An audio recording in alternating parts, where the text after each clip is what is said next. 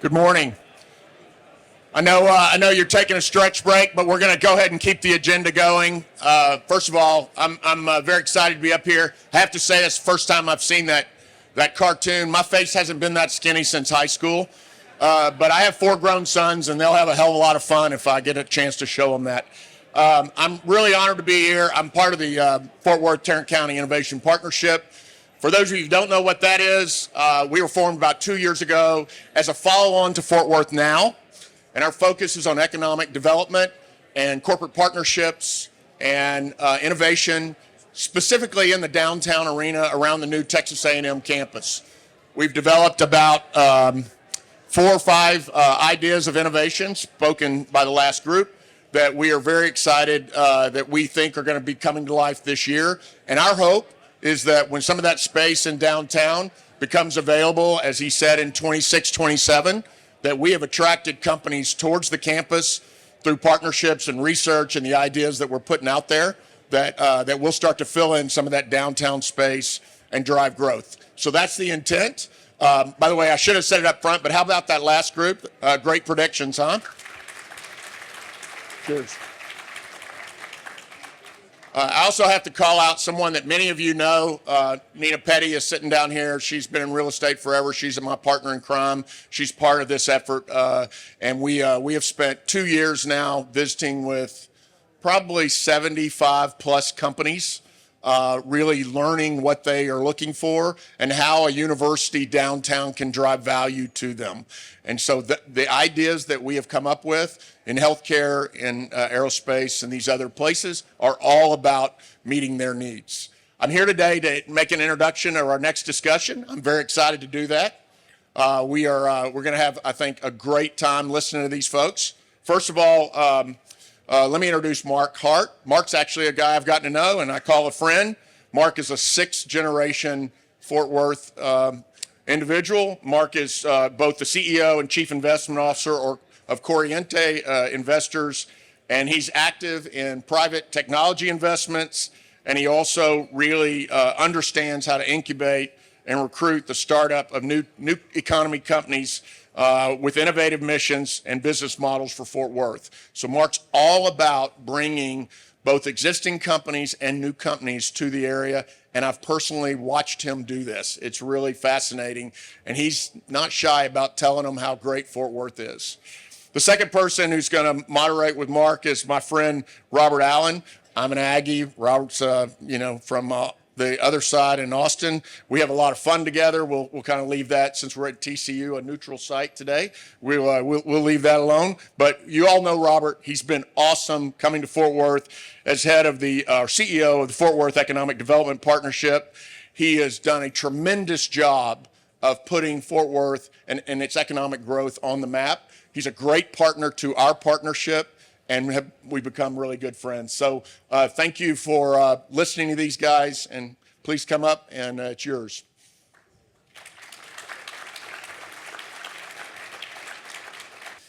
Well, good morning. Thank you all very much. For those that stick around, you get extra credit. For those that are out lingering in the hallway, you'll get a point deduction on your report cards. So it's really great to be with you all this morning, and really the opportunity to visit with Mark here and talk about industries of the future, industries of tomorrow. We will do our best. You are going to hear some of our key sectors as we get into this discussion. One of them obviously is going to be aerospace aviation. So I just want to take a minute. Obviously, there was a very tragic incident that occurred late last night in the DC area. So our thoughts and prayers are certainly with American Airlines. Looks like U.S. figure skating was heavily involved on that aircraft. And so obviously our thoughts and prayers are with them as we get into this discussion. Mark, we were doing some planning. We were talking through topics for today and what we wanted to talk about. And you used the word obsessed when you described Fort Worth, going back to your childhood. So let's just start there. As we talk about the future, let's look to the past for just a minute. Where does that obsession come from? Yeah, well, I guess Darryl mentioned my family's been here since, almost 200 years. And I guess growing up here, I guess my father and my grandfather, really, kind of instilled that sort of civic, pride. And I was lucky enough also to grow up around some people of earlier generations who are, internationally known. Richard Rainwater being, the primary one, and I always wanted to be in markets and manage money, and it was because I was able to see, that even though Fort Worth was at the time the 30-something largest city in the country, you had these titans of finance that built here. Not only Rainwater, I mean David Bonderman, later Harlan Cornvase, Clint Carlson. It's been pretty extraordinary, and so, but I guess Fort Worth just has it has like a lot of characteristics, like the history of it. It's always been like the frontier, and it's literally geographically it has to be the frontier because kind of moving west, crops don't grow well. So it's really that kind of blood meridian starting San Antonio all the way up. I think the saying was it's where the East peters out. I think we've heard that before. Yeah, right? so, Something like that. Well, yeah. So Amon Carter famously, called the slogan for the city was where the West begins, and similarly where the East peters out. But really. Texas was one of the poorest states in the Union until the 1930s, and oil was found here, and an oil industry was able to grow outside of the incumbents in place, Standard Oil, and because of that, you also had a banking industry that blossomed in Dallas, again outside of the incumbents, and you really have to go to the frontier, I think, to break through, incumbencies, and Fort Worth is sort of that permanent frontier. So now Dallas is the number 2, I think, financial center in the world after New York, which is a pretty extraordinary thing, and that literally started with the oil industry breaking through, and so I feel like growing up also around like Van Cliburn, one of the greatest piano players in the world, maybe the best or second best selling ever, and you can kind of see that greatness, that grew up here, and so it's always seemed like to be a unique place to me, where possibilities exist. Kennedy said, Fort Worth, there's no one here is faint of heart, and so I think it's really just always full of promise, and I guess the civic pride that I've always seen here, the private support of the incredible cultural institutions we have, the museums, the zoo, the rodeo is such a experience, and it's so authentic. And I think a lot of cities kind of lack that sort of authentic culture, and fortunately Fort Worth's been able to preserve it. Yeah, we hear that a lot, right? We hear the word culture a lot. We'll get into that in a little bit, what that means and the unique nature of what that means. All right, quick question for the audience. Raise your hand if you've heard of Victor Gruen or the Gruen Plan. That's what I thought. I hadn't either until this very brilliant gentleman mentioned it to Karen and I on our call. So a little bit of background. The Gruen Plan was also known as a Greater Fort Worth Tomorrow. And it was unveiled by Victor Gruen, a very famous architect and planner, at the Fort Worth Club on March 10th, 1956. Tell the audience why you brought this up on our planning call and what stood out about the Gruen Plan as we were talking about industries of the future. Yeah, sure. And Victor Gruen, or it's either Gruen or Green, I'm not positive, but Malcolm Gladwell referred to him as possibly the most consequential architect of the 20th century. He conceived of shopping malls, outdoor malls, several cities, Fresno, California, based on his kind of designs, and he did see Fort Worth as the city of the future. And he designed a layout essentially for downtown Fort Worth. Coincidentally, right where Texas A&M is building its new campus, which I think is incredibly interesting and relevant. And it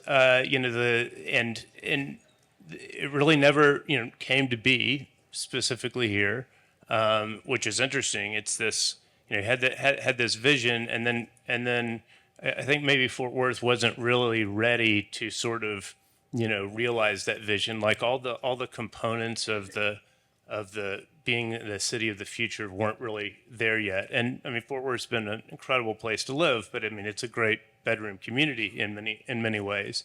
And so what's so interesting now is that, I think Fort Worth has sort of made this decision, to sort of proceed and take its important place. And there's so many factors that make it, a potential. But I think that now with with Texas A&M, with UT Arlington opening up another campus here, and some of the visionary leadership of people like Ross Perot Jr., John Goff.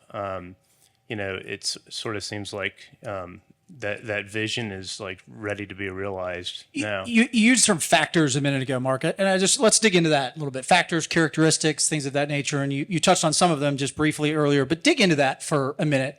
What are those factors that you think are so key? What are those factors, maybe that aren't as talked about as much, that you think about that make Fort Worth so special, but also position it for really its opportunity to take its position as one of the great top 10 cities in the United States? Yeah, I think one of the most interesting things is the sort of the slow but steady progress has left Fort Worth as a relatively sparsely populated city, even though we're 10th or 11th largest in the country at this point. That population density is pretty low, but what that's really left is incredible greenfield opportunities close to the city center, for that growth now that other places don't have. Fort Worth also has, DFW airports, the third busiest airport in the world. You can get pretty much anywhere. And you can compare that to other cities, San Diego or Austin or Richmond, Virginia, Kansas City, Columbus. I mean, these are now stuck on an island, right? They don't have that access, and there are only a handful or a couple of handful of places in the United States that do. And then, I think it's gigantically important, the relative advantages that Fort Worth and Texas have, over a lot of where the current concentrations of wealth and incumbencies are along the coast. I think the lack of a state income tax here is, one of our greatest strengths. Hopefully we'll never, give that away. That's, by the way, it's, would be unconstitutional based on what the legislature did, I think, 2 sessions ago. So I think we're pretty safe there. If the president gets his way, we'll get rid of the federal income tax. That's a different discussion. Yeah. But, that's another bonus for us. Sorry. Absolutely. So, Fort Worth is always been a transportation hub. It really, it made it in, I think it was 1875, and the Texas and Pacific Railroad, fell short of getting here. And Texas, and it was going to sort of threaten Fort Worth's, potential status as a major hub. And I think it was John Peter Smith that put together a company and basically organized local residents to go out and build that last, 30 miles while the funding was still available, to end it here. And it was always a place where, the chuck wagons would go off into the, it was the last stop on the railroad. And it became a hub, through no small part because of, Amon Carter's vision in bringing the aerospace industry, here. And so I guess, it's kind of like Atlanta in that sense. It's like one of the major, geographically, we're fortunate to be located, and what's interesting, I think, is that it's like the great cities of the past are mostly, and of today anyway, are mostly, port cities. And port cities, were important because people needed to be close to where the commerce was happening. But, Fort Worth is a port city, but it's a modern port city, and there are a lot of drawbacks to port cities. Half the land is actually water, so it's hard to. So you have different issues with affordability and with logistics and whatnot. So it seems to me that we're just sort of ideally positioned. Well, and so we talk about that. Let's transition a little bit and talk about, okay, what are we ideally positioned for? You talked about the Chisholm Trail. You talked about rail arriving, making us a key transportation hub. Obviously, aerospace and defense. Critically important to our past and will be to our future. Shameless plug. We were very, very excited to announce the Bell deal right before the end of last year for the future production of the FLIR project, which we're very excited to have in Fort Worth. And so put all that together, put your forward-thinking hat on. What are we naturally positioned for in terms of an industry of the future? I mean, I think space, which is gigantically important, it's a major priority of Texas A&M, and the resources that A&M is devoting to Fort Worth, I think, put us in a great position there in aerospace. Hopefully, it's kind of an iterative process, I think, though. Fort Worth has all the ingredients. People would want to live here. You can get anywhere. You can live cheaply. You've got these incredible, cultural institutions. And then you have this, now you have the research and educational institutions that are growing up around it. So the ecosystem is in place. There's the greenfield development available all over the place. But you don't really know exactly what's going to grow out of it, You have to kind of see what you attract. But it sort of seems that that Fort Worth is poised to attract anything. I mean, who would have thought that Taylor Sheridan would disrupt Hollywood the way he has and put Fort Worth on the map like this.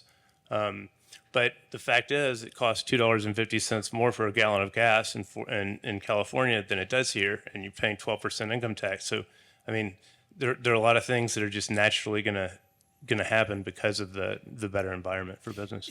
Sticking to the space comment for a minute, in our business, when you use the term space, people kind of go, well, you think it's kind of like the Jetsons, by the way. I don't know who was in charge of my AI generated headshot, but I need to figure out how to get skinnier there on the cheeks. But when you talk about space, sometimes your head spins. Mine does. It's like, okay, well, what is it? Is it drones? Is it rockets? Is it, what is it? So dig into that comment a little bit. And again, if you had to think about space, probably not shooting rockets off in downtown Fort Worth. Probably not going to happen. But there are so many components that go into that. So expand on that a little bit for the audience. Yeah, sure. So I sort of got really excited about space about when Elon figured out how to, land a rocket and reuse it, because that dropped the cost of getting pounds into space by about a factor of 10. I've had multiple conversations with employees at SpaceX, founders of SpaceX, about like the trajectory of launch cost. And they think, universally that launch costs will drop by another factor of 100 from here. So, you have a whole host of industries that develop. Obviously, we've seen Starlink and what they've been able to do there. But you also see like domestically or, on the earth, you see some of the risks to some of the infrastructure that we have. You're seeing cables that are being cut constantly, and the entire tech stack that we have here is, it's based on, all kinds of components with all kinds of like points that they can fail. And unfortunately, some foreign technology that may not be as safe as we'd like it to be. So I think that you're really going to have to over time really build a whole new communications and tech stack in space. But there are all types of businesses that you could do. There are also launch. Large launch has to be basically on the East Coast, aiming out over the ocean, so for with debris. But I think smaller launch is actually a possibility, west of Fort Worth, where you can launch from just inland. But really, you don't want to be the data center place. You want to be like the command hub. You put the data centers somewhere else, or put the launch somewhere else. And so Texas A&M actually starting, I think, for the 2025 year has a space engineering major. And what are the things some things you can do in space, you can manufacture in space. In a zero, gravity environment, there are all kinds of like medical technologies that can be developed. So I think it's like, because launch costs have collapsed the way they have, and because they will continue to collapse, for the foreseeable future, it makes, industries we haven't even heard of, like economic. Well, and that's the interesting thing too, right? When you look at this, there's technology and there's out there that we can't even comprehend. And you think about, if you just kind of look back a little bit in the last couple of years, the amounts of leaps and bounds that we've grown by. Obviously, AI has been a huge factor, positive or negative, however you want to look at that. But it certainly has been a very positive factor in a lot of ways in terms of how quickly industries have been able to progress. Okay, space, that's number one on your list. A couple other industries that come to your mind that you think Fort Worth is well positioned for the future. Well, I mean, I would definitely say like the real estate industry is going to be fantastic. I just think you're going to have. Well done. Good job. You're in the right space. Thank you very much. I mean, I just think you're just going to have such migration of businesses here. But it really, I don't know if I can answer the question any better than anybody else could. I really am excited about just the fact that all the ingredients exist for any type of business to be built here, and they exist, and and it's getting better. And you compare it with where the financial and human capital currently reside. It's just it's a no-brainer. I think Reagan said about California in the '80s. He said, we have the land, we have the weather, and we have the people, to build the future. And that's now here, I think, very clearly. You talked about culture earlier. I just want to come back to it for just a minute. That's another trivia question for you. True or false? The only Michelangelo painting in the Western Hemisphere is in Fort Worth. True or false? True. Good. Okay. Good job. You've done your homework. So we talked about this. And there's been a lot written about culture as it relates to kind of PR and marketing for the city of Fort Worth, and it's undeniable in our conversations with leaderships of companies and for their employees and for their teams, they want stuff to do and they want culture. They want arts, they want museums. That's what they want in a modern city. So in your experience, and you talked about this again in our planning call, and the importance of that as one of the key factors going into attracting the prime movers. What have you seen in terms of how you can use that culture, but also the kind of almost the requirement to have top-notch culture in your city to attract those individuals? Yeah, I mean, I think it is absolutely a requirement, and it's something that Fort Worth has always had. And I've loved how there's been so much buy-in, from the people here, the donors. I mean, our museums are privately run. Our zoo is one of the best in the world. Our symphony is one of the best in the country. The ballet, you have all these things that really do attract it's a cultural fit for people, but it's also a cultural fit for, everybody, for Westerners. I mean, the Fort Worth Star-Telegram, I think at one point was maybe the largest or second largest circulation of any newspaper in the country. And it was because people were getting it as far west as Arizona. The kind of cultural effect of Fort Worth pushed out that far. You read who's it? Larry McMurtry books, and about it's all Fort Worth's the center of their culture, and so I think that we have something that is just here because of the investment and the care that the citizens of this city have played for so long, and I guess it's just sort of a welcoming type of thing, and you can get involved. So well positioned, it's welcoming. We've got the ingredients. It's a good culture, all positive things. I'm going to switch to some challenges for a minute. You talked about the tech stack. Software engineers specifically is something we hear about as definitely a need to increase the production pipeline of software engineers in Fort Worth and in the region. The good news is our higher education institutions are investing heavily, obviously, in some of those spaces. So you talked about, again, the tech stack challenges earlier. So touch on this in a little greater detail. What other challenges do you see, despite all of that positivity that we just talked about? What are some challenges that are out there that you think may hold us back slightly or create a little bit of a challenge for us growing, at a decent clip as we move forward? Yeah, I mean, I definitely think the workforce is I mean, you don't have the kind of workforce that you have like in Austin or in a lot of other major cities that definitely do hold us back. And I think that believe that that's being well addressed. But there's kind of a chicken and the egg problem. The companies don't come here if you don't have the workforce, and the workforce won't be here if the companies aren't here.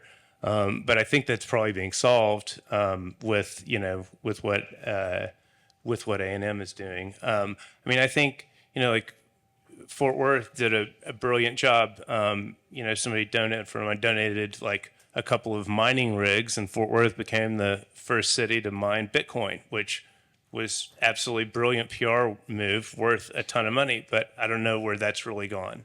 Maybe try to capitalize on some of these, advantages that we've, created for ourselves.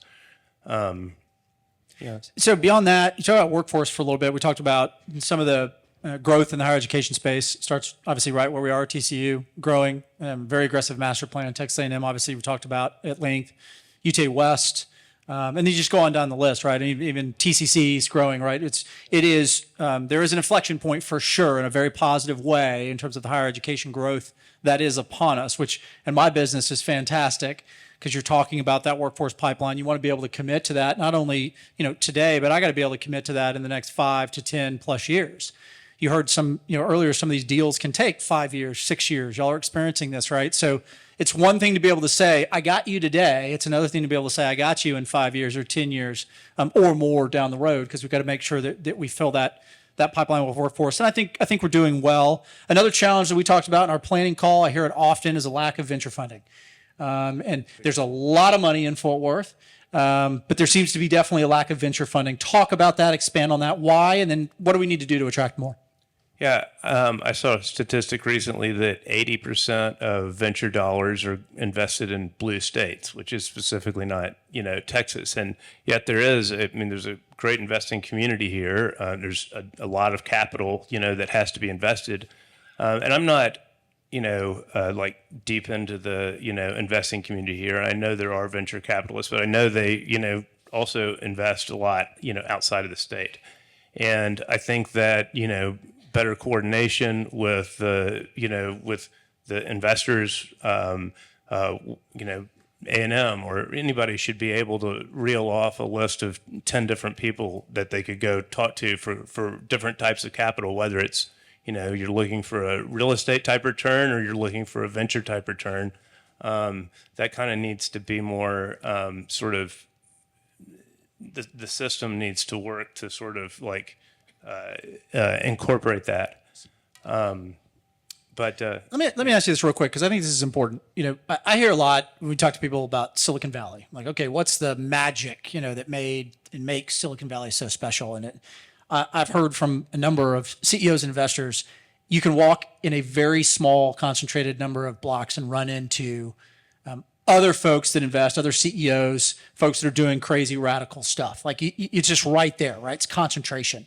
Is that part of it, right? And you talk about attracting, again, prime movers. Is it concentrating that so that you have that opportunity to kind of push and pull on each other in a very small area?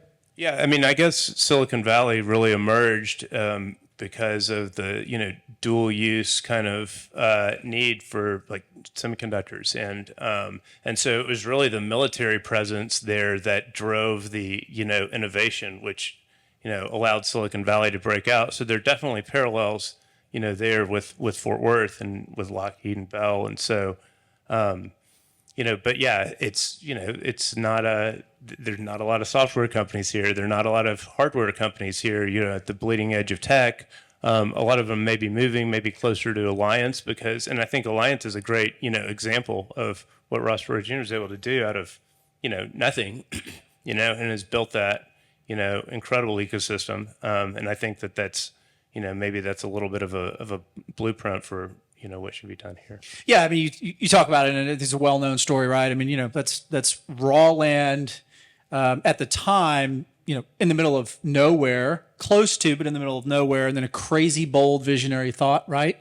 And then obviously look where they are now, and roughly half of it to be built and developed, which is kind of shocking. I don't like to talk about other cities, especially other cities that are doing it well, but I'm going to do it. So let's go off script here for just a little bit. If you had to think about other cities, it's hard to do, that were really doing well in terms of attracting industries of the future, what are those cities that come to your mind and why? Miami first. Florida obviously has no income tax. And they have a critical mass of particularly, financial industry. It's pretty beautiful. It's pretty, it's got the weather, the people, and I guess the land still to do it. Shrinking, I might add. Shrinking land. Shrinking land. Do have some weather issues, I'd like to point out. Sorry. Yeah. Old habits die hard in my business. Exactly. I mean, it seems as though Nashville is another, interesting city with some of the same characteristics. I mean, Atlanta obviously is doing well. I mean, I really think that, states with no income tax, not just because of the tax burden, but sort of the kind of invasiveness that implies, have a huge advantage. I'm probably missing something obvious. Yeah, no. And those are. It's interesting because those are states that we get a lot. A lot of our projects, obviously, when we're seeing other cities and other states, those are definitely a lot of states that are at the top of that list, and for reasons that we hear about often as well. And it goes back to, again, I'm going to tie this back to there are places where people want to live. And I think that's what's really important too in all of these conversations. We can all look for secret ingredients. And there are some, right? It's good leadership, it's land, it's opportunity, it's DFW Airport. I mean, again, it's our greatest sales tool for sure. But then there are some of those just intangibles of just the feeling you get when you are certainly in a city. Whether it's young, vibrant stuff to do, or whether it's just that friendly Texas nature that we talk about so much that. If you could bottle it up and sell it, you would certainly do it, but you can't. It's just the way that Texans are. They're just friendly. They want people to be successful. And I think that's expedited in Fort Worth, if you will, in a very positive way. People want people to be successful in Fort Worth. They want to help everybody that's in maybe it's a competing business. But if it's good for Fort Worth, it's good for us, and it's good for business as we move forward in the industries of the future. So those cities and states are ones that we hear about as well. Look out maybe 20 years into the future. The cities and the states and the regions that will be successful, is it ability to attract the prime members? Is it attractiveness of capital, and the ability to attract capital? It's workforce, it's all those things. Are there other items that we aren't talking about in your mind? Your past and your history is fascinating. You've been able to kind of look into the future and be very successful in business in doing so. So do that now and apply that now. Are there things that we're not talking about that keep you up at night that you're saying, we should be thinking about that, or something that you think about Fort Worth has that we're not talking about 20 years from now? Yeah. Well, yeah, I mean, looking at, Fort Worth over like a very long arc, I mean, it's been an incredible success story, just maybe like a little more slow moving than, a lot of people would like. But I think that, I mean, this is, for me, it's been one of the major themes that I've been focused on for, as a macro investor for a couple of decades. And, it's really so much of it's just the relative advantages that Texas has over, where the concentration is. And so it's like, it looks like really slow moving, on a day-to-day basis. But, from a much, broader view, things are really happening, pretty quickly. And, I remember, I think it was 1997 that The Economist wrote an article about city of Fort Worth. I think that it predicted that Fort Worth would be bigger than Dallas by 2030. But these long-term projections, they're accurate. And I don't really see, any forces, emerging that would offset these forces of pushing, people. I mean, people have been coming here since, air conditioning was invented, and that arbitrage is still very occurring. helpful, by the way. Very helpful. Yeah. And that, why would you live in the north if you can survive comfortably the heat here? And so that arbitrage is continuing, but also, the tax exiles and the ability to do business. And, I think if we can, hold on to that, I mean, I tell a story all the time. I was driving down Lancaster every day, and suddenly, I got stuck at a light right there on Van Cliburn Road. Every day I was getting stuck. This is absurd. There's no other cars anywhere. And so I wrote an email to the city, figured out where it needed to go, and they're like, we'll look into it. And 3 years later, it's like, okay, we fixed the problem. I'm like, this is unbelievable. You wouldn't even consider, even trying to reach out about a poorly timed traffic light in another place. So, I mean, I think if, we hold on to a little bit of that kind of can do, which we've always had, it just seems inevitable that,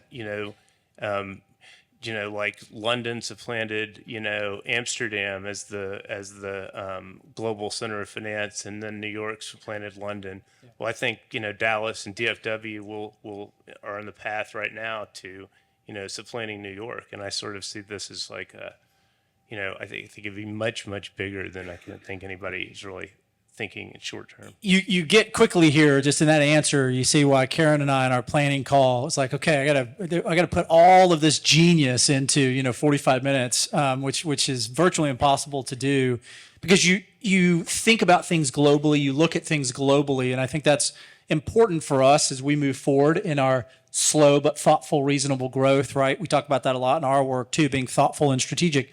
But thinking about those factors that play in, and how do we use those factors to be successful and continue to grow. You mentioned the population growth. I just want to touch on this as we're winding down our time.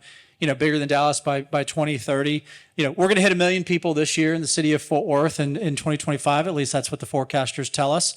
And I didn't hear a groan. That's usually I get oh gosh, Well, it's happening. They're about 1.2 million, give or take, in their city.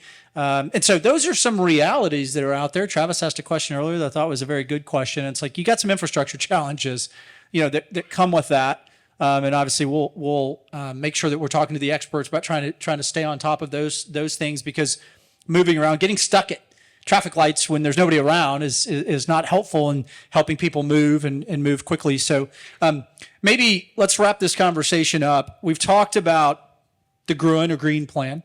We've talked about prime movers. By the way, go look at the plan. It was fascinating when I dug into this a little bit, and you're going to see elevated walkways between buildings. Check, got it.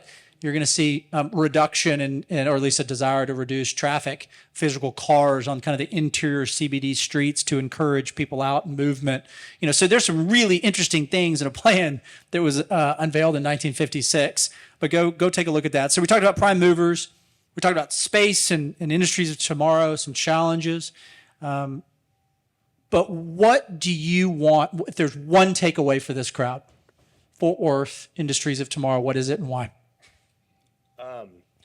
If there's one takeaway, it's like,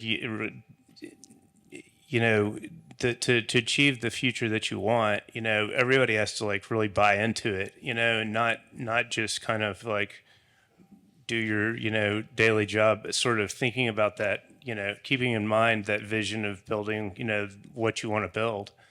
So I guess that's sort of, that'd be what I'd say. So this is it. Okay, you got it. You have your homework assignment. Buy in, engage. There's part of that as well, and it takes all of us, right? And I think that's something we talk about a lot in our work as well. There can't be, a single institution, a single industry, a single person, single shop that's going to be able to get this done. It's going to be a monumental task as we move forward to continue to stay true to what makes Fort Worth so special, but continue to help it grow and succeed and attract those industries of tomorrow, which we work very hard at in our business. And so buy in. I love it. I think that's wonderful. I think it's a great way to end. Ladies and gentlemen, please do me a favor and join me in thanking Mark very much. Mark, thank you very much.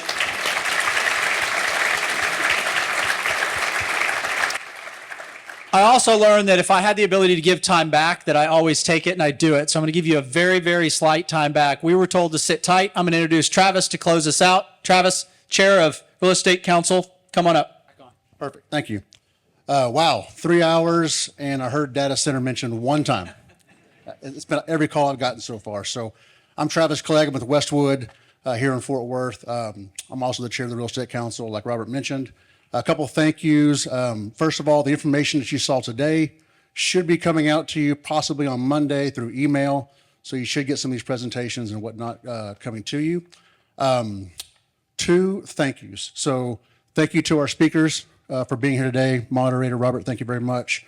Thank you to TCU for hosting us. If James is still here, thank you to him and his crew for having us out here. This is the largest Real Estate Council forecast that we've had to date. So 600 people in attendance. And then thank you to our sponsors, of course. We couldn't do it without you.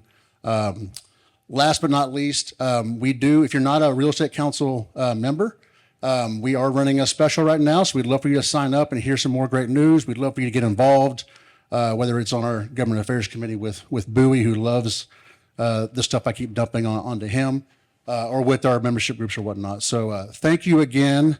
I think I hit all my notes. I'm going to give the rest of the time back to you. Enjoy. Hopefully the weather has stopped. Be safe, and we'll see you soon. Thank you.